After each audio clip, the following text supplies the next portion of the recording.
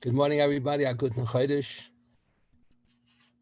Yesterday, we just read Parshas Bamidbar, and the next set read Parshas Nasa. You have the dinim of Nesias Kapayim, that the Kohanim are obligated to duchen and to give Bnei Yisrael a bracha. Yirecha Hashem Yishmerecha, etc. Most of the dinim of Nesias Kapayim, most of the halachas appear in the middle of Maseches Sota, because there's a parak there that's called Elon Amorim, that deals with the topic of the opening Mishnah, deals with different mitzvahs that have to be fulfilled by reciting certain things, reciting Shmona Esrei, reciting Kriya Shema, Kriyas HaTorah, and so on, Kiddush, Havdalah, Sfiras HaOmer. So the Mishnah lists off which mitzvahs can only be fulfilled in the original Hebrew, and which mitzvahs are considered kichsavan, even if you recite them in translation. So, for example, Kriya Shema is a machlokes hatanaim. We pass on halacha that you can't fulfill Kriya Shema in translation. Brichas HaTorah, if a person doesn't know how to say the bracha in Hebrew, a person gets an aliyah, he can recite the bracha in translation, except for twice. Once every 7 years when the Melech reads Hakel, and on the Yom Kippur, where they can go to lanes, the Kriya, so there the Brichas HaTorah has to be dafke in Hebrew. That's a chiyuv Kriyas HaTorah derais. So the Mishnah mentions there that Duchening has to be recited in the original Hebrew. And if a person cannot pronounce Yivarecha Cha, Hashem, he can't pronounce Cha, he can't pronounce the words properly, so the Gemara says he shouldn't Duchen. You have to be able to say it in Hebrew correctly, otherwise you shouldn't Duchen. What do you mean correctly? The Galatianer pronounce Hebrew one way, the Ekas pronounce Hebrew another way, the British Jews pronounce Hebrew with a British accent, the French Jews pronounce Hebrew with their French accent. There's so many different havaras. The Polish, everyone had pronounced a different pronunciation. So Rav Soloveitchik said, each one says a bracha. Isn't that a bracha l'batala? If you only it's in Hebrew, say if you daven or you say Kriya Shema in the wrong havara, in the wrong pronunciation. So we'll consider it like a translation. But duchening you can't fulfill in translation. It has to be in the original Hebrew. So how does everybody say a bracha? Rav Soloveitchik said it would appear that we assume that all the havaras are acceptable as the original Hebrew. Whether they pronounce Hebrew like a Galatiana, or like a Yeke, or like a Polish, or like a Litvak, all of the havaras are considered acceptable. Some have the practice on Parsha Zachar. Some will remember that they have the Balkari lane in one havara, then you have another Balkari lane in another havara, then in another third havara, fourth havara. Some tzaddikim had the practice after they finished davening chakras, they would say Shema, the three parshas of Shema, a second time and a third time in a different havara, in a different pronunciation. So Absolvation taught me, Kiradin, all of the havaras are acceptable, they're all considered the Lashon HaKodesh. And most of the dinim of Duchening appear in that parak that's in the middle of Sota, parak Elon Amarim, starts from Daf Lamed, I think. The reason why it's there is because the Mishnah listed off that Duchening has to be in the original Hebrew. One of the important halachas, though, of Duchening does not appear there in Sota, but rather in Maseches Rosh Hashanah, when the Gemara talks about Bal Tosef. So the the Gemara has in the middle of the discussion that the Kohanim are only obligated to duchen once a day. Let's say the Kohen in Eretz Yisrael, let's say the Kohen already duchen this morning, and Eretz Yisrael they duchen every day. The Kohen already duchen in the first minyan, then he's on his way home. And the second minyan doesn't have a Kohen. So they ask him, could you please stay in order to duchen a second time? He's not obligated, but Torah is not even obligated with the Rabbanim. The fact that it says in the Mishnayos that you have to duchen twice a day, let's say Rosh Chodesh, so you duchen by Shachris and you duchen again by Musaf. So why are you already duchen the first time? So the Keren Oira writes that that's only with the Rabbanim. You're not obligated to duchen more than once a day, every day. What about by us? Let's say we have, most shuls have the practice now, most Ashkenazim have the practice now. You only duchen on Musaf on the Yom Tovim. So let's say one of the Kohanim davens in an earlier minyan, and there's a minyan in the same neighborhood where they have no Kohen at all. So they ask him, could you do us a favor? After you finish davening over there, after you finish davening Musaf, come over to us. We daven 15 minutes later. Come over to us and duchen by us. He's not obligated to duchen, not min Torah, not min the Rabbanan. Does it make sense that he should recite the bracha Shekadishanu B'Kedushaso Shalar Mitzivanu? He's not obligated, not min Torah, not min Rabbanan. The whole thing is voluntary. Women volunteer to do a mitzvah says Shazman Grama. They say a bracha, yeah, but that they're volunteering to do a mitzvah that the men are obligated to do. Even the men are obligated min Torah, min Rabbanan. But here the men, no one is obligated, not min Torah, not min Rabbanan. Maybe it doesn't make sense to recite the birchas HaMitzvah if you're duchening, if Kohen is duchening a second time in the same day, and it's not Shachris and Musaf. It's a different group, and he's not even B'chuyim in the Rabbanan. So the Magen Avraham in his commentary on the Shulchan Aruch quotes this Machlokes Achreinim about this. The common practice is that the Kohen who's asked as a favor to duchen a second time in a day by another minion does recite the bracha. The reason is that although the Magen Avraham quotes the Machlokes and Achreinim, when you look in the Rishonim so far, they only found one Rishon that talks about it, the Meiri, in the end of Megillah, and he says that you do duchen. The Meiri interprets the Gemara like that. The Gemara has a whole list of Tanoim and Amoraim who live to a ripe old age, and the Talmidim ask of them, what midas chasidis did you observe that you attribute your longevity to? What outstanding thing? Everybody does all the mitzvahs, more or less. What do you attribute your arichas yam to? So each one said something else. So one of them said, I'm a kohen, and I'm always careful. I don't duchen without first saying the bracha. What's the nusach bracha? Shekadishanu B'Kedushaso Shalaron, etc. So the Meiri raises a question: why is that a midas chasidus that he deserves to have an arichas yamim because of that? Isn't that the halacha? Kol mitzvahs kulam avarach aleim ma'ibel. The Gemara says Sochem and Dav Zayin. Whenever one is about to fulfill a mitzvah, whether a mitzvah min Torah, mitzvah min Rabbanan, you're obligated to recite the birchas HaMitzvah in advance. So what's the chiddush over here? So the Meiri explains, he interprets the Gemara that that's what it means. He was careful not only to say a bracha the first time that he duchened in a day, even if he duchens for another minyan, and he's not even mechuyev midrabanan. It's not like Shachris and Musaf that midrabanan they were mechayev the kind to duchen a second time.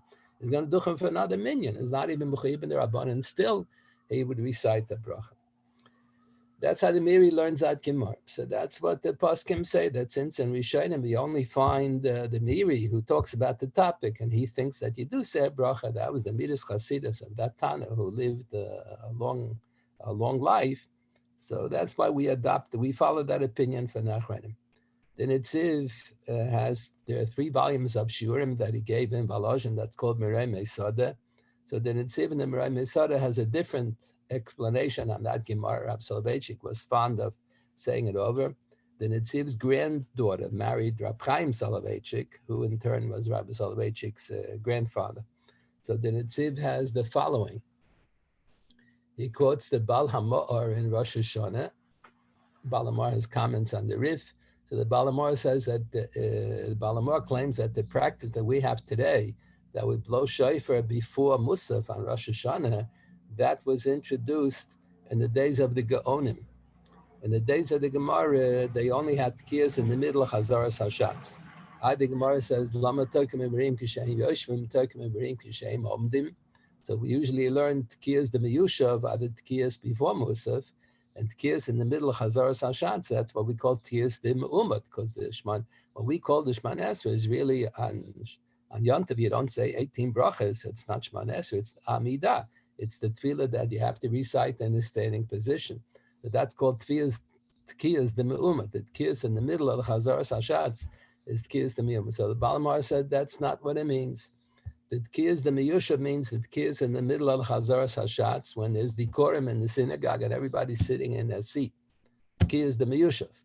Tkiyas the me'umat is when everybody is on his way out. They're folding up their talais and putting away the machzorim, putting away the sidurim, and they're on the way walking out. That's called tkiyas the me'umat, when it's a balagan in the shul. But he says to introduce tkiyas before most of that started, he claims historically. It's a historical question. He claims that began in the days of the Gaonim, because the Gaonim added so many piyutim to the davening, so the Chazaras Hashatz took forever.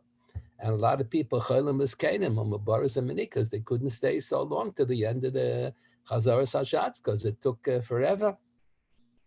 Like by us, so a lot of times we finish after Chatzos. So that's why the Gaonim introduced Kiyas before before Musaf, what we call Tkiyas the Miyushav. You have to maftir before Musaf. But in the days of the Gemara, he claims those who went to shul, those are davening at home. So they said he blew shofar, not in the middle of Musaf, but those are davening at shul, they only blew in the middle of Chazaras Hashat. So the Balamor has a chiddush. He says when you're blowing shofar in the middle of the Chazaras Hashat, no birchas hamitzvah is required, because not only did the Chachamim not require a birchas hamitzvah when the mitzvah is fulfilled in the form of a bracha. Let's say a person recites Kiddush. On Leil Shabbos, Leil Yontav, one recites Kiddush.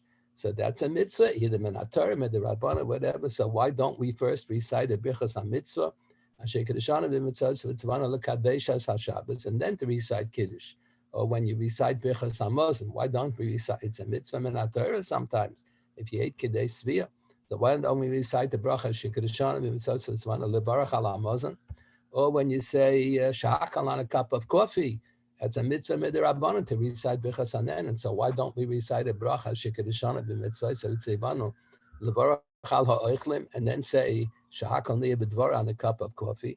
The answer is whenever the mitzvah is fulfilled in the form of a bracha, the Chachamim didn't require an additional bracha. So the Balamor goes a step further when he says not only if the mitzvah is fulfilled in the form of a bracha, even if the mitzvah is not fulfilled in the form of a bracha, but it's within the framework of brachas. If you blow tkiyas in the middle of Chazaras Hashatz, so that also they never required a birchas hamitzvah on that. So Mikra Adin, you're not really required to recite the birchas hamitzvah when you duchen, because the duchening has to take place in the middle of Chazaras Hashatz, after Hatav Shimcha l'chanoi lahodos, after the bracha after Moedim, before Sim Shalom. The bracha of Sim Shalom is called the Birchas Kohanim. That's a bracha Birchas Kohanim. So Mikra, then you don't really have to recite the bracha when you duchen, because the duchening always takes place within the framework of brachas in the middle of Chazaras Hashatz. And it's only Amidas Chasidus that this Tana recited the bracha. Such a bracha exists. Asher Kedushan b'Kedusha Shalar b'Tzivanu al Achilas Truma. The Rambam, the last page in the Hilchas Trumas, writes that whenever a kohen is about to eat truma, even truma's chutzlaretz, even chalas chutzlaretz, which only exists with the Rabbanan, he says first hamoitzi, a bar priagofen, or whatever it happens to be, wine, a bread, a cake, a cookies, whatever, vegetables. And then he says the birchas hamitzvah shekadishani b'kedusha shalam v'tzivanu al achilas truma. So the meaning developed that you take that bracha, that style, that nusach of a bracha, and you recite that bracha before you duchen. Why? It should be a bracha levatala. Why did they introduce, what's the midas chasidus to say a bracha? So that's based on a passage in the Zohar that it's not proper to give a bracha to a bas of Adam without first giving a bracha to HaKadosh Baruch Hu. The Gemara has something similar. The Gemara in the Dharma says, the Chumash tells us about the war between the 4 kings and the 5 kings, and the 4 kings beat out the 5 kings. Then Avraham Avinu wanted to save his nephew Lot and his family. So he went and he waged war with a small army, and he won the war. So it says Malkitzedek Melech Shalem, Malkitzedek Melech Yerushalayim. It means Shalem is a name for Yerushalayim. Hu kohen lekel al yom. So the Gemara has a comment of Hu kohen, they ain't been no kohen. Malkitzedek was punished because he made a mistake. He gave the bracha to Avraham Avinu first, and then he gave a bracha to HaKadosh Baruch Hu. First he said, Baruch Avram lekel al yon. If you're giving a bracha to a bas of Adam and you give a bracha to HaKadosh Baruch Hu, so Derech Eretz dictates you should first say the bracha to HaKadosh Baruch Hu, then say the bracha to the bas of Adam. So the Gemara never really talks about such a situation. I just want to give a bracha to a bas of Adam, but that's what the Zohar adds on. Whenever you want to give a bracha to a bas of Adam, you should always give first a bracha to HaKadosh Baruch Hu, and then give a bracha to the bas of Adam. So the Post can quote this with respect to the practice, a pretty common practice, that on Erev Yom Kippur, the parents give a bracha to their children. And so based on the Zohar, the Eretz would dictate that that the parents should first say some psukim, Baruch Hashem li'olam, amen, amen, Baruch Hashem, so some kind of a pasuk that has a bracha to HaKadosh Baruch Hu first, before giving a bracha to the bas of Adam. So that's why, that was the Midas Chasidus of this Tana who lived so long. He said, Mikaradin Duchening doesn't really require a bracha because the Duchening is fulfilled, the mitzvah and the Siyas Kapayim is fulfilled within the framework of the brachas of the Chazaras Hashatz, like Tkiyah Shofar. But it was his Midas Chasidus that he felt like the Zohar, it's not Derech Eretz to give a bracha to a Basav Adam without first giving a bracha to a Kadosh Baruch Hu. Then it's even there in the Shemirai Mesoda quotes also the Rabbeinu Yoina on the first page in Brachas, who quotes the Rav Haigon, that if a person damens Ma'ariv after Tzeis HaKochavim, so he was Yotze Kriya Shema Bizmanoi. So then, when he says Kriya Shema Lamita, he doesn't have to say Baruch HaShekadashana B'Mitzvos V'Tzivanu Likras Hashma. But if he davened Ma'ariv early, and he wasn't Yotze Kriya Shema in the middle of Ma'ariv, so then he has to repeat Kriya Shema after Tzeis HaKochavim. Then when he says Kriya Shema the second time, he has to recite the bracha Shekadashana B'Mitzvos V'Tzivanu Likras Hashma. So why all of a sudden? So the Rabbeinu Yonah asks, why do you only need a bracha if you daven Ma'ariv early? And if you daven Ma'ariv in the right zman, you don't say a bracha on Kriya Shema. So why is it different if you daven Ma'ariv too early and then you say Kriya Shema later? So the Netziv explained that's the reason why, because when you daven Ma'ariv bizman, so the Kriya Shema, the mitzvah Kriya Shema is being fulfilled within the framework of the brachas. The brachas Kriya Shema before and after. By Ma'ariv, there are two brachas before and two brachas after. And Shachris are two brachas before, one bracha after Goal Yisrael. But if you daven Ma'ariv too early before Tzeis HaKochavim, and you have to say Kriya Shema again later after Laila, after Tzeis HaKochavim, so then we say that you need a Birchas HaMitzvah, Shekadashan Mitzvot Zman Lekras Hashma. The Nesivis has a siddur that's called Derech HaChaim siddur. The Mishnah Berurah quotes psukim for the Derech HaChaim almost every other page, and Hilchas Tefillah and Hilchas Brachas and so on. So in the Derech HaChaim siddur, he has his commentary on the Haggadah that's called the Ma'asim Nisim Haggadah. So in the Hagdama to that commentary on Haggadah, he develops this idea as a response to the question that the Rishonim asked: how come on Pesach night when we fulfill a mitzvah of Sipa Yitzias Mitzrayim by reciting the Haggadah, why don't we recite the bracha Shekadashana B'Mitzvos V'Tzivanu L'Saper B'Yitzias Mitzrayim? So he quotes the Rishonim give different suggestions. He gives this suggestion: since the Takonas Chachamim was to fulfill the story of Sipa Yitzias Mitzrayim, to fulfill the mitzvah of Sipa Yitzias Mitzrayim, I'll say the habrachas within the framework of the four brachas. The framework is, first you have Kiddush al Hayayin, then you have Asher Ge'alanu al Hayayin, then you have Yitzias Mitzrayim al Hayayin, then you have Birchas Hashir. That's the bracha at the end of the Hallel. And we fulfill the mitzvah of Sipa Yitzias Mitzrayim by inserting things in between the first and the second bracha, in between the third and the fourth bracha.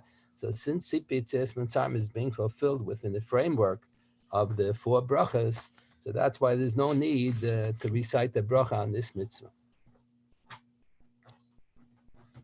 So this is an interesting din that the Gemara has, that the kohen is only obligated to duchen once a day, every day. Where did the Chachamim get this idea from? So apparently that's pshat in the Chumash. Whenever you have a mitzvah and it's unclear how often the mitzvah has to be fulfilled, so it's self-understood that it's once a day, every day. So that's what several of the recent Gedolim write. This Gemara in Rosh Hashanah is probably the source of what the Rambam wrote. The Rambam wrote a Sefer HaMitzvahs, and he understands that the first mitzvah is to believe in Hashem, and then Ahavas Hashem and Yiras Hashem, and one of the fourth or the fifth mitzvah is to daven. The mitzvah Le'ovda b'chol avavchem avodah shebelev refers to tefillah. That's the Gemara, the first daf in Maseches Tainis. Le'ovda b'chol avavchem is tefillah. So the Rambam writes, the Gemara says tefillah is only midirabbanan. So the Rambam writes, no, that's the nusach ha-tefillah, that we have to fulfill the mitzvah tefillah in a specific text, and you have to daven 3 times a day, and Shabbos and Yom Tov 4 times a day, and Yom Kippur you say Nila 5 times a day. But in Torah, you're obligated to daven once a day within this framework. You have to have Shevach, and you have to end off with Hodoya. In the middle, you have Bakasha Sarachim. The particular text is only with the Rabbanah, but in principle, you have to daven once a day, every day, with this format. Shevach and Hodoya and the Bakosh Sarachim in the middle, that's Min Torah. So how did the Rambam know that the mitzvah is once a day, every day? That's Minator, and the rest is only Midrabanan. So the reasons for him, all right, he probably got it from this Gemara. The Gemara seems to say that the Kohanim are only obligated to duchen once a day, every day. They're not mechuyev to duchen more than that. Yeah. How come we don't duchen every day now? So the Shulchan Aruch, the Ramah, the Ashkenazim don't duchen every day. They only duchen on Yamim Tovim. So the reason that's given is that the Kohen has to be in a good mood, and we're in a miserable mood because of the Golus. We live in Chutzlar, it's okay. Parnassah and pogroms and so on. On Yom Tov, we're relaxed. Even on Shabbos, we're not so relaxed. We're not in such a good mood. On Yom Tov, we're in a happier mood. Seems like a very weak explanation. So one of the Gedolim who was killed by the Nazis, I mentioned in the past, in the Gottesman Library, they have Svarim on the 5th floor, and then 5A, one flight above. So 5A, it was dedicated in memory of this great Goen, Rabbi Tzvi Frommer. He was known as the Kozheglov. He was the rabbi in Kozheglov before the First World War. And then I think the First World War, I think the whole community was destroyed. And then later, when Rabbi Meir Shapiro, the rabbi in Lublin, founded the Lublini Yeshiva, famous Lublini Yeshiva, so he invited this Rabbi Frommer to be the Rosh Yeshiva. He gave the highest shir. So he has 3 svarim, 3 volumes that are called Eretz Tzvi. His name is Aryeh Tzvi. So the name of the Sefer is Eretz Tzvi. Quite a few of it's really Shadas Tshuvos. So quite a few of the essays that he has in his Sefer come to defend practices that we have for many years to try to say that it's not so bad. So difficult practices. So he has a tshuva about this topic. How come we don't fulfill duchening every day? So he comes up with a very difficult svara. He says, maybe we are in fulfillment of duchening. It's self-understood that all the kohanim in the community appoint the chazan as the shliach to duchen on their behalf. So Rav Zevin, who used to be the first editor of the Encyclopedia Talmudit, and he wrote a Modim Halacha, different svarim. So there was this, for quite a few years, he used to write book reviews for Hatzofeh. It used to be Mizrachi, used to have their own newspaper in Eretz Yisrael daily called Hatzofeh. So he would, every week he would write a book review on a new sefer that came out that week. And then after quite a few years, he put them all together in 3 volumes that are called Sofrim Usfarim. I don't think they were ever reprinted. And my guess is perhaps the reason why, because a lot of times he attacks the author of the Sefer that this is wrong and that's wrong, and he forgot this Gemara, and he forgot that Taisus, and he forgot the K'tzais. So it could be that later on he felt that it's bad. Why did he have to attack all these Svarim? So anyway, so he has a book review on this Sefer, Eretz Tzvi. He writes, unfortunately, the Sefer was printed in 1939, and then the author was killed in 1940. And I think in the Warsaw Ghetto, I'm pretty sure at the end of the Warsaw Ghetto. So he said, how can it be? What do you mean? He gives a whole, this Rav Frommer, the Kozheglov, he's known as the Kozheglov. It gives a whole explanation why, let's say, the Kohen will appoint a non-Kohen to be accurate karbonis for him in the Beis HaMikdash. So we assume that that doesn't work. That's like a mitzvah shebegufo. I'll appoint you as a shliach to lake tefillin for me on your arm. That doesn't help. Whenever it's a mitzvah shebegufo, I have to do it myself. How can the Kohanim appoint the chazan as a shliach to duchen on their behalf? So the Kozheglov gives a distinction. Why by duchening it does work, and why by hakrovas hakavodas it doesn't work. It's very deichik. The pashtus is that you can't do that. All the Rishonim discussed. The Gemara says, how does today nobody has real smicha. The real smicha ended around 1,500 years ago. Today we have smicha midrabanan. We have a din midrabanan. Rabbi Yehuda Anasi made a takona talmud al yoreh. A talmid who knows how to learn shouldn't paskin any shaylas, and he shouldn't teach. He shouldn't be a moreh.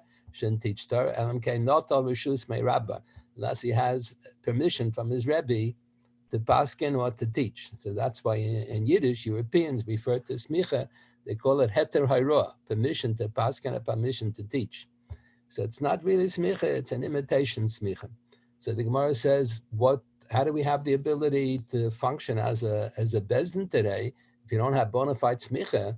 So hedyotis, one who doesn't have smicha is called a hedyot. Hedyotis apostle ladun. So how can I make a din Torah? So the Gemara says it's based on shlichus sai. In the days of the Gemara, Smicha can only be conferred in Eretz Yisrael. On Chutz La'aretz, you can't confer smicha. He can either confer smicha or receive smicha. They both have to be in Eretz Yisrael. The one is giving the smicha and the one is receiving. They don't have to be zeh b'fnei zeh. You can give smicha in the mail, but both the recipient and the one who is conferring the smicha both have to be in Eretz Yisrael. So the Gemara says the Rabbanim in Bavel function as dayanim, as the shluchim of the Rabbanim in Eretz Yisrael who did have smicha. So the Rishonim ask, how can you have shlichus sayus like a kohen will appoint a non-kohen as a shliach to be a makar karbonis for him? That doesn't work. So the Rashba and Yevamah says that shlichus sayu only works with the Rabbanan. The whole thing is hefke bezna hefke. The bezna has a right to be done dinim amanis even though they're not smuchim. Hefke bezna hefke works. It's with the Rabbanan. It doesn't make it a good bezna minator. This Rashba and Yevamah's Mem Zion is in disagreement with Taisus. Taisus there says, how are we makabel gerim mizbanas there? The din requires, Taisus understands, the din requires that you need a bezna of 3 smuchim to supervise and to authorize the gerus, the conversion ceremony. So Taisus asks, how can we be makabel gerim mizbanas and nobody has any smicha? So Taisus answers, shlichus sayu. We function as the shluchim. There are no smuchim in Eretz Yisrael today, so the Rishonim say we function as shlichus the kamoy. We are the shluchim of the original Rabbanim from 1500 years ago. So Taisus seems to hold that it works min Torah. If it's like the Rashba, that it's only with the Rabbanim, it's based on hefke bezna hefke, then it wouldn't help in the area of Yisra Heta. Wouldn't hefke bezna hefke doesn't help to be mikabel gerim. So Taisus, that's the first nesivus on Choshen Mishpat, Siman Aleph, Sivkat and Aleph. The Nesivus points out that the ability to be dam bizman hazeh based on shlichus hayu is a machlokes between Taisus and the Rashba, whether shlichus hayu works min haTorah with the Rabban. How can it be min haTorah? That's the pella. So Rab Soloveitchik was fond of saying over the Chidusha Haran on the first daf in Maseches Sanhedrin gives a whole explanation how the shlichus hayu can work. It doesn't really mean shlichus. How can it be a shliach of people who died already? The Mishnah in the first parak in Gittin says, if a man appoints a shliach to deliver a get to his wife, and the husband dies before the shliach delivers the get, so the whole shlichus is null and void. It can't be the shliach of a person who died already. So the people who had smicha died already 1,500 years ago. How can you say shlichus hayu? So the Ran on the first daf in Sanhedrin quotes the Ramban as a whole explanation. It's not the regular din of shlichus. It's a different din, a very beautiful explanation. In this week's Sedra, this coming week's Sedra after Bayas, after Shavuos, and Eretz Yisrael will be Bayas, the second day Shavuos, is this Ruchag and Eretz Yisrael, they'll be learning Parshas Nasai this coming Shabbos. So the Pasuk says, Kosav Archas B'nai Yisrael, Amor Lahem. So the simple pshat is, Kosav Archas B'nai Yisrael, the Kohanim should say the bracha, the 3 psukim, Yivarechacha Yoy Risa, Amor Lahem, the Kohanim should say to the Tzibur, Yivarecha Hashem Yishmarecha. So the Torah Shabbal Peh has an additional level of interpretation in this pasuk, because the bracha is Bnei Yisrael. The Kohanim should give the following bracha: Amor lahem, when the tzibur requests of the Kohanim. Amor lahem, lahem means to the Kohanim, not the Kohanim to the tzibur. When the tzibur requests of the Kohanim, we would like you to give us a bracha. Then the Kohanim are obligated to do. If they're not called upon to give a bracha, then they're not obligated to do. That's what we assume, that today we don't call upon the Kohanim to duchen except on Yom Tov. So therefore, they're not in violation of the mitzvah. Why don't we call on them? So that's the strange explanation, that we're not in such a happy mood and the Kohanim can only duchen if they're in a happy mood. We're only happy on Yom Tov. Okay, difficult explanation. So the Targum Onkelos on that pasuk in many editions, it says, Kos Varachas Bnei Yisrael, Amor Lahem Kad Temru Lahon. When the tzibur will request of the Kohanim that they want a bracha, then the Kohanim are obligated to give the bracha. So that's really problematic, that line in the Targum Onkelos, because Targum Onkelos is supposed to give Pshuto Shal Mikra. Not supposed to give the drashas of the Torah Shabbal Peh. Here, the Torah Shabbal Peh has this additional level of interpretation in the pasuk that's clearly not Kefi Pshuto. Kefi Pshuto Shal Mikra, Amar Lahem, the Kohanim should say to the Tzibur, not Amar Lahem, when the tzibur requests of the Kohanim a bracha lahem to the Kohanim, then the Kohanim should give a bracha. So why does the Targum Onkelos put in the word kad teimra lahon? When requested of the Kohanim, they should give a bracha. That's the drasha of the Torah Shabbal Peh. That's not pshuto shal mikra. So there's a famous Goyen who lived the times of the Vilna Gaon. Vilna Gaon had an outstanding Talmud, Rab Chaim Volozhiner. Chaim Volozhiner writes he feels embarrassed that they consider him a Talmud of the Vilna Gaon. The Vilna Gaon didn't give shiurim. He sat and he learned all day long. And people would come and talk to him, learning a little bit here and there. So he would go a few times a year. He lived in Volozhin. He would come a couple of 2-3 times a year and ask shilas for 20 minutes and go home. So that's called the Talmud. So he says he's embarrassed that they use that expression, Talmud of the Vilna Gaon. So the Reb Chaim Volozhin had a younger brother who was a super genius, who was a great Gaon, Reb Zalman Volozhin. So someone wrote a whole biography of Reb Zalman Volozhin. Not so much a biography on him. He was born when he died, but intellectual history. He quotes things that he said and things that Hanhogas that he had in Chidushe Torah, when he thought there's a misprint somewhere. So every so often the Pischei Tshuva and Eben Ezer, Arad Yeridea will quote from this little sefer, Tolda Sodom, which is the Torah Dika biography of Rab Zalman Volozhin. So he suggested that the word kad temer lahon is a mistake because the next pasuk is pasuk chav dalet. So he says when the printer said the type, so it said chav dalet in the beginning of the next pasuk, and then in the printing press the two letters chav dalet floated up in the middle of pasuk chav gimel. So that's why it says kad temer lahon. It really shouldn't say kad. It should say temer lahon. The Kohanim should say to the tzibur. But the Torah Shemal Peh has this additional level of interpretation. Amar lahem, when the tzibur requests of the Kohanim in the plural. That's what leads the Rabbeinu Tam and Taisus to say that the obligation to duchem in our Torah is only if you have at least 2 Kohanim. If you only have 1 Kohen, then you're not mechuyev to duchen. It's voluntary, not mechuyev to duchen. And that's why the Gemara says if there's only 1 Kohen, so the Shliach Tzibur shouldn't call out, Kohanim, we want you to give us a bracha. He's not mechuyev. If there's only 1 Kohen, he's not mechuyev to give it. Sure, he's not mechuyev in Torah to give a bracha. So that's what it says in the Gemara. Ein sham ela Kohen echad, you don't say Kohanim. So some of the Chazanim figured out the whole lumdis. Of course, you don't say Kohanim. It's only single. There's 1 single Kohen. So they'll scream out Kohen. Years ago, I remember by the Balabatim, they had professional Chazanim. So the Chazan came up with this Chiddush, different Chazanim. Instead of screaming out Kohanim, you should say Kohen, because there's 1 Kohen. So that's Shaloi Kedin. Taisus and that Gemara in Saita quotes one opinion from Yerushalmi like that. If you have 1 Kohen, they just scream out Kohen. But that's not the way we pass. We assume like the Bavli, that if Ein Sham Ela Kohen Echad, you don't scream out not Kohanim and not Kohen. The Kohen duchens on his own. There are even 2 practices when there's only 1 Kohen, so no one calls out Kohen, because he's not. The screaming out Kohen is the tzibur. We request of you. That's the request. We want you to give us a bracha. You have no right to ask him to give a bracha. And there are 2 practices.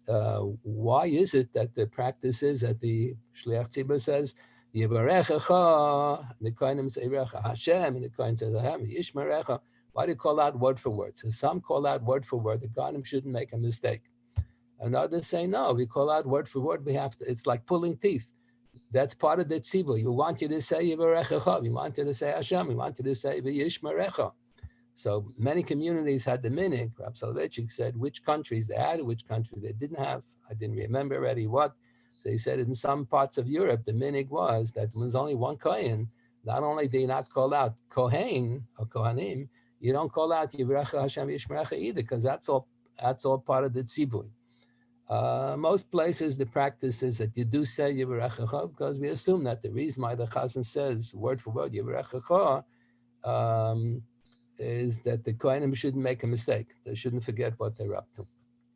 The Gemara learns that from the word Amar Lahem, the Pshuta Shal Mikra, Amar Lahem, the Kohanim should recite to the Lahem, to the Tzibur, Yivrecha Hashem Yishmerecha, Ka'adam Ha'im Ala Chaveiro.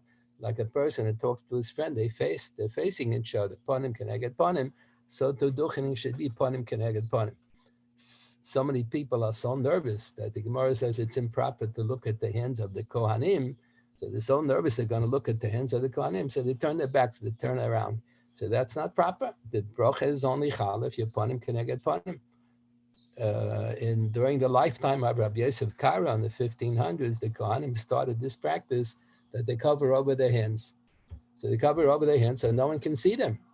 So the Mishnah Berurah quotes a difference between Poland and Lithuania. The Mishnah Chafetz Chaim lived in Poland. So he says, I forgot already which way. In one of the countries, the meaning was the Kohanim covered their faces and the hands would be outside of the talus. So they covered their faces. They shouldn't look at their hands. In other parts of Europe and Lithuania, I think, the Kohanim cover their hands so the tzibur shouldn't see their hands. So the Kesef Mishnah writes a suffix that now that the Kohanim cover their hands, he's not sure. There's a Mishnah in Megillah that a kohen who's a balmum is not allowed to be makriv karbanos at the base hamikdash, but he is permitted to duchen.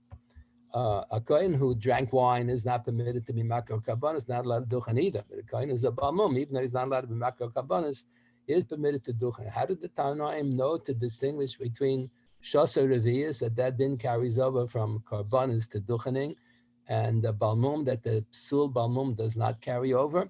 So the Gemara says because in Parshas Naso, the din of duchening is right next to the parsha of Nazir.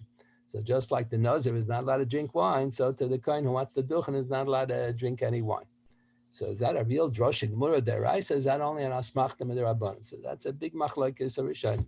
This Vasem is on the Gemara Tainus talks about that machlokes harishonim. So the Kesef Mishnah writes a suffix now that the practice is the Kohanim cover over there. So the Mishnah tells us in Megillah that a kohen has mumin b'pan of yadav v'raglov shouldn't duchen because when he's gonna duchen, the people are gonna stare at he's missing an eye or he's missing a leg or something. So the people will stare at the kohen and they may look at his hands, and that's not proper. In the Beis Hamikdash, when the Kohanim would duchen, the Shechina would be sure on their hands. So that's very improper. So the meaning developed not only in the Beis Hamikdash and even out of the Beis Hamikdash, where we don't have such a tradition that the Shechina show around the hands. Also, we don't look at the hands of the Kohanim. But Bisman Hazeh, you can't see the hands of the Kohanim. Most places, the meaning is not that they cover their faces and their hands are sticking out. Most places, the meaning is that they cover their hands. Rabbi Yosef Kara writes that was a meaning that developed during his lifetime in the 1500s. So he's not sure whether the Mishnah, the din in the Mishnah Megillah still applies or not. Can you say that today a kohen has mumid b'pan of yadav v'raglov shouldn't duchen because people are going to stare, they're going to look at his hands. There's nothing to see. The hands are covered up unless you crawl under the talus. Who's crawling under the talus? So the Kesef Mishnah, the commentary of Rabbi Yosef Kara on the Rambam was written earlier. When he wrote the Shulchan Aruch, that was years later, he already came to the conclusion that the din in the Mishnah no longer applies. Since the whole chashash doesn't apply, the whole din doesn't apply. This is problematic because we usually assume there is a klal in the Gemara in the first parak in Beitza that a dover should be minyan tzach minyan achal atiro. Whenever the bezdin makes a gzera derabbanan for a specific reason, even if you have a circumstance where the reason doesn't apply, or even if you live in a generation where the whole reason doesn't apply, because the whole world keeps on changing, the whole practices keep on changing. So the din derabbanan still applies. So that's the pella. How come the Rabbi Yosef Kara writes that the gzera derabbanan doesn't apply because the kohanim cover their hands, but that should be a dover should be minyan. So the pashtus is that this is based on the assumption the Mishkanas Yankov has a collection of tshuvas called Mishkanas Yankov. Then it has another small collection of tshuvas that's called Kohelas Yankov. So in the Kohelas Yankov, the first two tshuvas and Chelik Hashmishpat they're all very strong. First two tshuvas are about a related topic. He says, he shows from the Rosh, Tshuvas HaRosh, that this klal davar shebeminyan tzach minachal atir. Whenever the Chachamim make a gzera derabbanan made for a specific reason, even if you live in a generation where the reason doesn't apply, the gzera derabbanan still applies. That's only if it's a normal gzera derabbanan.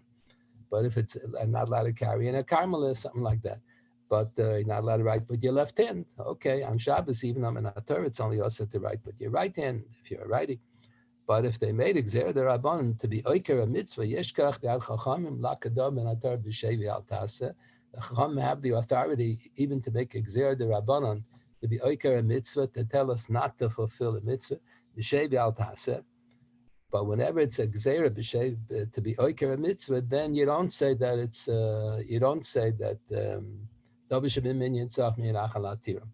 And he explains the rush with this. So that would explain over here as well why the Beis Yosef, why Rabbi Yosef Kari came to the conclusion here. When Torah, the Shliach Tzibur says, Kohanim. I'm asking all the Kohanim to duchen. With the Rabbanan, we say the Kohen has mumid. With Panav Yodav Raglov, we say he should not duchen. That's Akira's Dov Ben Torah. So if you live in a generation where the whole Chashash doesn't apply, then you say the whole Gzera doesn't apply. It falls apart by itself. The Rosh that he quotes, Rosh used to live in Germany. And then after the Maram Rutenberg passed away, Maram Rutenberg was put in jail by the government because they wanted to hold up the Jewish community for the ransom money. And the Maram told them that they're not allowed to give such a fortune of money because they were asking more than a person would sell on a slave market. So that's a Mishnah in Gittin. And you're not allowed to give more than the value of the person if he were to be sold on the slave market. So after the Maram Rutenberg passed away in prison because he didn't allow the community to redeem him, to pay the ransom money. So the Rosh realized he's next. They'll put him in jail until they'll get the money from the Jewish community. So he ran away. So he ran away to Spain. And then he got a Rabbanus in Toledo. He stayed by the Rashbab for a week or two, and then he got a Rabbanus in Toledo. They had this Yekir who didn't speak a word of Spanish. He's speaking German, giving drushes to the Balabatim in German and Yiddish. And he introduced a lot of the minhagim of the Bali Ataisis into Spain. And then later on, when the Spanish expulsion took place, many of the Jews from Spain ran away to Northern Africa, to Algeria and other parts. And so the Ashkenazi minhagim spread by the Sfardim a lot because of the Rosh, because the Rosh introduced. Very interesting historically. So the Rosh writes in the Tshuva, and the Tur quotes this in Hilchas Tzitzis, in Meches, that when he came to Spain, he saw that the Balabatim were wearing tzitzis and abakamfas made from linen. So he asked them, but there's a Gzera de Rabbanan, Machalekes Bishamai and Beis. This is one of the 6 cases where we're talking like Bishamai against Beis Hillel. There's a Gzera de Rabbanan that you're not permitted to put tzitzis in a beged shel pishton because they used to have tchelis. Tchelis has to be wool. So if you tie a woolen string in a beged shel pishton in a linen garments, a linen and wool constitute shatnez, but you have no choice because tchelis, not enough that it's dyed blue with the halazon dye, it has to be wool also. So Beis Shammai made Gzera de Rabbanan. You may have fallen in with a faker who sold you imitation tchelis. It's really indigo. Indigo is from a vegetable. It's not from a halazon, not from a sea animal. And it's possible for tchelas. Is if a ganef sold you possible tchelas, then there's no, you can't say esed dechalo sase because we only say esed dechalo sase when it's a yepshel l'kaim shneim. So if you have real tchelas, you can't fulfill tchelas unless it's a beged shel tzemer, unless it's a chut shel tzemer. So if you have a beged shel pishtan, chut shel tzemer, you have no choice. You can't fulfill a mitzvah tchelas unless you have a chut shel tzemer. But it could be that the tchelis that you bought is imitation tchelis. Could be it's a fake. So that's why the Gzera Bishama, we pass like Bishama. So the Rosh asked them how they're in violation of the Gzera. They're wearing tzitzis and arba kamfis that's made from linen. So they answered the Rosh, no. Bisman is no one has any tchelis. Since the whole reason for the Gzera de Rabban doesn't apply, the whole Gzera de Rabban falls apart. It doesn't apply. So the Taz points out that this is a problem. It's a davish b'minyan tzach mi'anachalat tiro. Even when the Chachamim make a Gzera de Rabbanan, and you live in a generation where the whole reason for the Gzera doesn't apply, the Gzera still applies. So how did the Rosh say that it doesn't apply? So the Taz says that's why the Rosh added on another 2 lines to answer that kasha. So we don't understand what did the Rosh, there are 2 extra lines in the Chuvas HaRosh. We don't understand what is the answer. So that's what the Mishkan is Yankiv in his Tshuva in Chelik Chash Mishpah, Ka'elas Yankiv. He thinks that that's what the Rosh is driving at. It's unclear in the Tshuva, but he thinks that's what he's driving at. Whenever the Gzera was Bakira's Dov Men HaTorah, so then it doesn't have the din of Davish B'minyan Tzach Mi'anachal HaTira. So that would explain also this the psak of the Shulchan Aruch. Why Bisman said that's the common practice. Let's say a kohen has a plastic leg, or he has whatever, he has missing a finger, missing an ear or something, I remember there used to be a Kohen when I was growing up. There was a Kohen who learned in Hebron when they had the riots, 1929.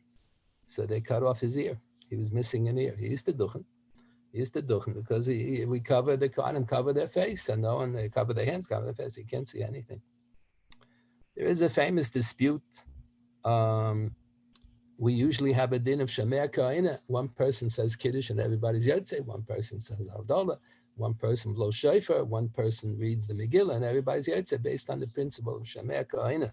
So Rabbi Tzalel Vilner, who was the older brother of Shlomo Vilner, were both Dayanim and Vilna in the late 1800s. So Rabbi Tzalel Vilner was a super genius. Shlomo Vilner was a plain genius. Rabbi Tzalel Vilner writes in his sefer called Reshis Bikurim. He was hoping this would be the first of his svarim. It turned out that it's the first and the only sefer that he put out. So Rabbi Tzalel Vilner writes that he once visited in Trieste in Italy, and when they heard that he was a Kohen, so they mechaber him that he should duchen. He didn't understand what he mean. All the Kohanim have to duchen. They duchen every day, like the minig by the Svardim.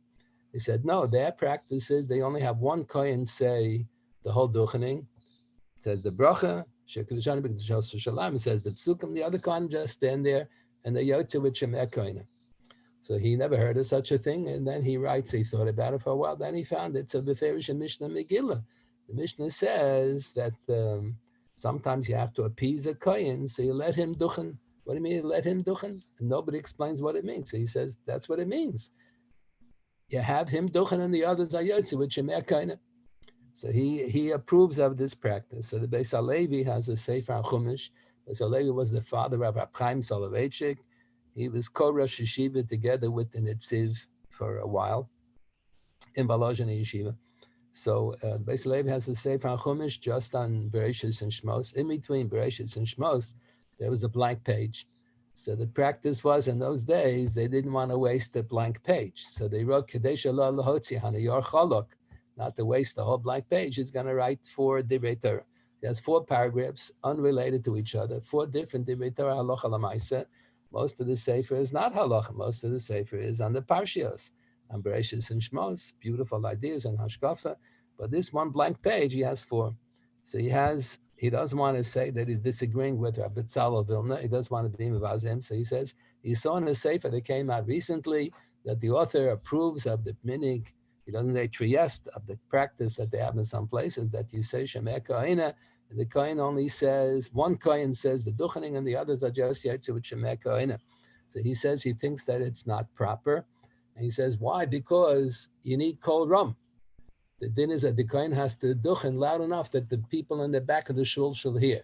If it's a tiny little shul, he doesn't have to scream on top of his lungs. Everybody hears.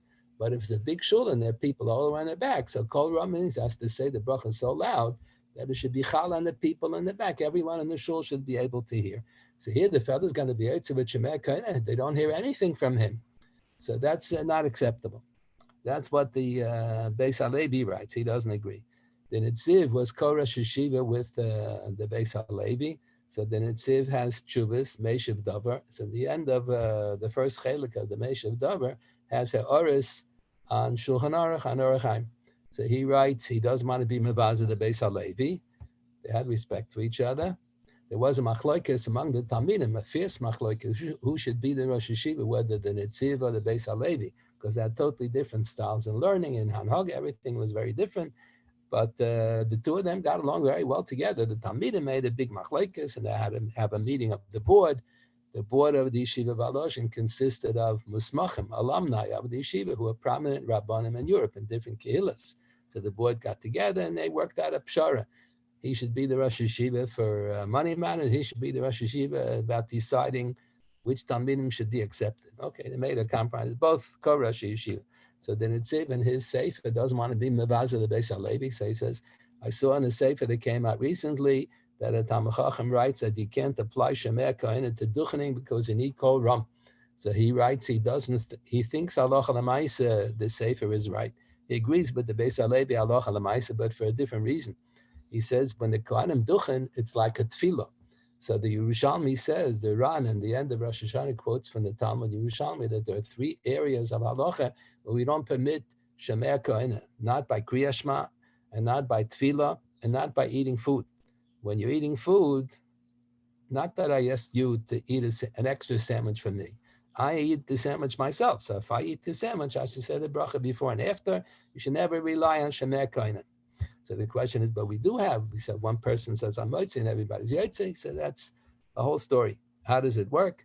It's not, we assume it's not based on Shemer Kohen. And the same thing in the days of the Gemara, the practice was when they would bench Mizuman, only the Mizaman would say the whole benching out loud, and the others would just listen quietly and say Amen. So it's also not based on Shemer Kohen. It's a different, in the whole Chabura offers one Birchas Hamazon. So the Netziv writes, we don't permit Shemer Kahina by Tefillah. So Duchening is also a Tefillah. Yivarech Hashem Yishmerecha. Basically, the Kohanim are giving a Tefillah to HaKadosh Baruch Hu. A bracha means a Tefillah. So you shouldn't say Shemer Kahina by Tefillah. He says he thinks the Beis HaLevi, doesn't say who, he thinks the Beis HaLevi is right, but Lab Mi Taimei.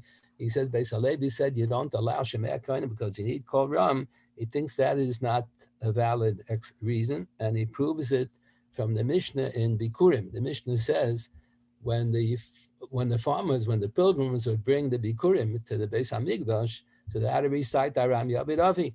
So they used to have a chart, but the chart was written in Rosh Tevis. So it said Aleph, Aleph, Aleph, Vav Men, Aram Yabid Avi, Vayerid Mitzrayma. So not all the farmers could figure out the Rosh Tevis, what it says over there. So those who were able to figure it out said they recited Aram Yabid Avi on their own. Those who were not able to, so they had someone else say it for them. And then a lot of farmers were embarrassed, so they stopped bringing bikurim. I should travel 2 weeks to get to Beis Hamikdash and be humiliated in public that the first 5 Kohanim know how to figure out the Rosh Tevis, Aram Yabirav, and I can't rattle it off. So they stopped bringing bikurim. Nimnu melahavi. So then the Mishnah says, Hiskinu, the Bezin made a takana, Bizman Abai, so we don't allow anybody to say Azon Aram Yabiravi. Everybody should have someone else say for them. So the Netziv quotes that the Rishonim have 2 biurim in that Mishnah. What was the takana?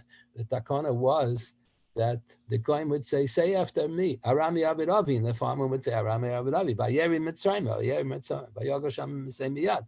They said word for word, and others say no, that someone would recite Aram Yabid Avi from the beginning to the end, and the farmer would be Yotze with Shemer Kohena. So the Netziv points out, but by Aram Yabid Avi, the Gemara says you need Kol Ram. So you see that whenever we allow Shemer Kohena, even in a situation where you need Kol Ram, if the fellow says it out loud, it's considered Kol Ram. The Soloveitchik family explains that that's not what the Beis HaLevi meant. The Beis HaLevi meant a different thing. And Achanami, Kol Ram carries over. You have to, let's say, you have to read the Megillah mitoch haksav. So I'm listening, I'm not even looking in a Megillah, I'm looking in a Chumash, let's say. So, but it's considered Shemer Kohena. The Balkari reads the Megillah, it's considered as if I'm learning mitoch haksav. It's considered as if I said all Aseres Beniham and Benishim Achas. Everything, all of the details of the way the Balkari read or the way he did the mitzvah carry over to me. But Kol Ram by Duchening is a different word, not the same as Kol Ram by Aram Yabirabi, Kol Ram. It is considered Kol Ram. The word of Kol Ram by Duchening is that you need a tziruf between the Mevarech and the Mizbarech. So if he just stands there and he raises his hands, there's no tziruf at all. That's what they say. That's what the Beis HaLevi meant. But this was a big debate, whether you apply Shemer Kohena by Duchening. Later, Svarim wrote that the reason why in Trieste they had the minig that only one Kohen said the bracha, Shekadishana B'Kedusha Shalar, and Yirach Hashem Yishmerecha, because a lot of the Kohanim were chalolim, because their grandfathers had married Grushas, Zonas, or Chalola, whatever. So they were chalolim. So rather than hurt their feelings, so they said that all the Kohanim should go up to the front, but only one Kohen that we know for sure, he's a real Kohen, one Kohen will say the bracha, Shekadishana B'Kedusha Shalaran, and the same Kohen will say everything, Yirach Hashem Yishmerach, and the others will be Yotze with Shemer Kohena. But it's not based on the Mishnah. It was based on a different concern. The Gemara says there in Saita that before the Kohanim Duchan, they're supposed to wash Netilas Yadayim. So Tosfos there has a machlokes. The Gemara in Brachas has a rule, take it from the Netilah Bracha. The Gemara has it twice in Brachas. Once on Netilas Yadayim before you eat bread. You shouldn't have too long a pause in between the Netilas Yadayim and the Hamoitzi, and then take it with the Netilah Bracha, Mayim Achronim. When you have to wash Mayim Achronim, you shouldn't wait too long. You shouldn't have too long a pause in between the Mayim Achronim the Birchas Hamazon. So Tosfos has a machlokes with Rashi whether that din of Tekef carries over here to washing the Netilas Yadayim before Duchening or not. Can the Kohen rely on the fact that he washed the Netilas Yadayim in the morning when he woke up? So if he touched the shoes in between, he went to the bathroom in between, so then he has to mikra, then he has to wash again. But let's say he was careful, b'shmiras hayadayim, from the time that he washed his hands in the morning till the time that he's going to duch in the middle of Musaf, maybe a few hours later. If he was careful, is it really necessary that he has to wash again? So the minig is lahachmir in both directions. So when machmir, he should wash his hands again. But when machmir safik brachas la'akal, he shouldn't say a bracha, because maybe the din does not require take it. Maybe he does have the right to rely on the Netilas Yadayim that he did earlier in the day. What happens if for sure he had to tie his shoes? He had to take off his shoes when he goes up to Duchen. So he has to wash Mikra Adin. So then the Mishnah Berurah says, even so, the minig is that the Kohanim don't say a bracha on the Netilas Yadayim, even though Mikra Adin are mechuyev to wash, because we're not so sure. Maybe they were never misak the bracha on Netilas Yadayim for Netilas Yadayim for Duchening. So that's the common practice. The Mishnah Berurah quotes in Siman Kuf Chav Ches. We have all the dinim. That's the first siman in the second volume of the Mishnah Berurah. We have all the dinim of Duchening there. So the Mishnah Berurah has in a footnote, he has an asterisk on top of the page. Then he has in a footnote on the bottom of the page in the below the Sharat Zion. He has a footnote. He quotes Rabbi Yankov Emden wrote a Sefer Morak Tzia, which is a commentary on the Torah and the Beis Yosef. So he writes that he thinks that Duchening today is only Midirabbanan because the Gemara says in Soita, Duchening can only be fulfilled at the conclusion of Hakrovas Karbanas Tzibah. That is, that at the conclusion of Hakrovas Karbanas Tzibah and the Shmini L'miluim, Aaron HaKohen gave the Duchening. So today there's no Beis Hamikdash, there is no Hakrovas Karbanas Tzibah, so the whole Duchening is only Midirabbanan. So the Mishnah Berurah says, but that's against sources. He quotes a Sifra and a Sifra, and a Gemara says it's not correct. Duchening today is Minat Torah. So the question is, all right, Rabbi Yankov Emden is wrong, but Sof Kol Sof, he is right. The Gemara does say Duchening is only obligatory at the conclusion of Hakrovas Karbanas Tzibah. It's considered a chelak of Avodah, like Avodas HaKarbanas. So Rav Soloveitchik said over the Keren Oira on Soita, who gives the following explanation. Rav Soloveitchik enhanced it a little bit. So he goes like this. We daven Shemona Esrei on the weekdays, and we say the last bracha before it say Shema Koleinu Chutz V'Rachim Aleinu V'Kabla B'Rachmim V'Rotzen Es Tfiloseinu Baruch Atah Hashem Shemei Tefillah. Right after that, you say Ritzei Abam Chisal V'Sfilosam. Please accept the prayers of the Jewish people. That's what we just said. That's exactly what we just said, to accept the prayers. So why say again another bracha, the exact same thing? So the Keren Oira explains, no. Shemei Tefillah, Shema Koleinu means Hashem should accept our prayers. Ritzui is a technical term. This Rav Soloveitchik got from the Tanya, has like this. Ritzui is a technical term that appears in Tanakh, Ruba, the Ruba in connection with Korbanos. If the Korban is acceptable, so you say Hurtza. Korban is possible, you say Lo Hurtza. Nirtza Lo Lechaparala means that the Korban is acceptable. So when you say Ritzei B'Am Chisol V'Sfilosa means please accept the prayers as if he would have offered Korbanos. So just like there's a Korban Yochid and a Korban Tzibur, so too there's a Tfilas HaYochid and a Tfilas HaTzibur. When a private person davens Tfilah B'Lachash, that's Tfilas HaYochid. When the Chazan repeats the Chazaras HaShatz B'Kol Ram, that's Tfilas HaTzibur. So when a private person davens Tfilah B'Lachash and he says Ritzei, he succeeds in converting his Tfilas HaYochid to a Korban Yochid, considered as if he bought a Korban Yochid. When the Chazan repeats the Chazaras HaShatz, and he says Ritzei, the Chazan's Chazaras HaShatz says Tfilas HaTzibur. When he says Ritzei, he succeeds Minat Torah in converting his Tfilas HaTzibur into a Korban Tzibur. And that's why the minig is that whenever we do in the middle of Ritzei, we say a piyut that just spells out the theme of Ritzei.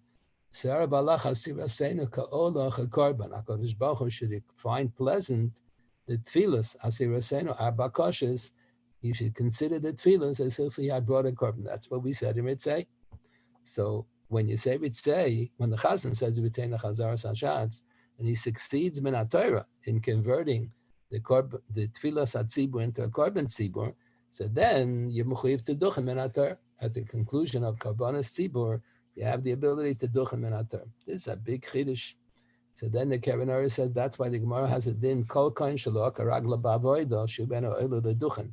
The kohenim in shul who want to duchen have to start walking towards the bima, towards the duchen, the platform, before the chazan finishes hamachzor shchinos eletzion, because that's the bracha that enables them to duchen. Brichas havodas would say that's the bracha that enables them to duchen. There are many more fascinating aspects from duchening. We'll have to go some other time. Have a nice day. B'leinated tomorrow, we will discuss in Yonei Tfilas Musaf. Also at 12 o'clock, and then tomorrow morning at 9:30, we'll have a shiur scheduled for families, for the students and the parents, whoever is interested. And in Yonim of Shavuos, we'll discuss different Yonim, not what we said over last week. We'll have different Yonim. And then Wednesday, we'll have at 12 o'clock also a shiur on for the students. If parents want to listen, it's fine. Whoever wants to listen, it's fine. Have another shiur on Shavuos, additional topics. Okay, and the shiur on Tuesday at the 12 o'clock to 1 will be on the topic of Sefer Mitzvahs. Have a nice day. A good Chodesh.